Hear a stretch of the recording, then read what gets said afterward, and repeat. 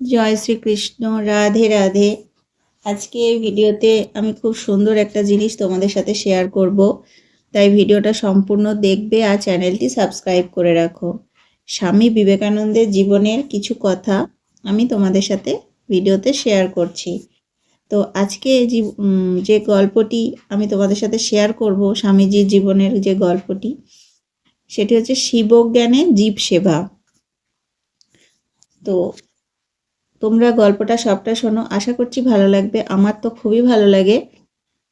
আর তোমরা চ্যানেলটাও একটু সাবস্ক্রাইব করে নিও। অত্যধিক পরিশ্রমে স্বামীজির শরীর ভেঙে গেল। ডাক্তারের পরামর্শে কিছুদিন বিশ্রামের জন্য মার্চ মাসের শেষের দিকে তিনি দার্জিলিং গেলেন, কিন্তু সেখানেও তিনি বক্তৃতা ও আলোচনা করতে লাগলেন। বিশ্রাম আর হলো না। এই সময় স্বামীজি খবর পেলেন কলকাতায় প্লেগ রোগে বহু লোক মারা যাচ্ছে। সংবাদ পেয়েই তিনি কলকাতায় ফিরে এলেন এবং মঠের সাধুদের নিয়ে পীড়িতদের সেবায় লেগে গেলেন। সেবা কার্যে প্রচুর টাকা লাগবে দেখে একজন গুরুভাই স্বামীজিকে প্রশ্ন করলেন, টাকা আসবে কোথা থেকে? তৎক্ষণাৎ স্বামীজি উত্তর দিলেন, কেন? দরকার হলে নতুন মঠের জমি জায়গা সব বিক্রি করব।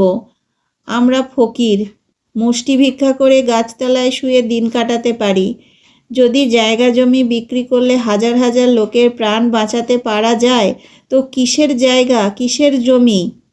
অবশ্য তা আর করতে হয়নি। জনসাধারণের কাছ থেকে যথেষ্ট অর্থ সাহায্য পাওয়া গেল। এই সময় বিভিন্ন স্থানে দুর্ভিক্ষ দেখা দেয়।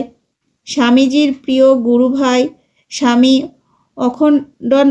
অখণ্ডানন্দ, তিনি ইতিমধ্যেই মুর্শিদাবাদ জেলার মহুলা গ্রামে দুর্ভিক্ষ পীড়িতদের সেবা আরম্ভ করে দিয়েছেন।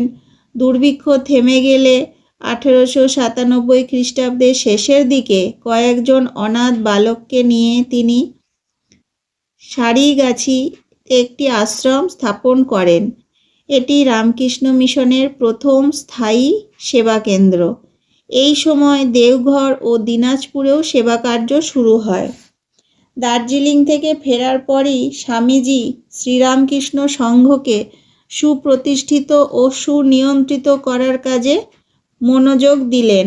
1897 খ্রিস্টাব্দে 1 মে শ্রীরামকৃষ্ণদেবের সন্ন্যাসী ও গৃহস্থ ভক্তদের নিয়ে তিনি রামকৃষ্ণ মিশন নামে একটি সাধারণ সমিতি গঠন করেন।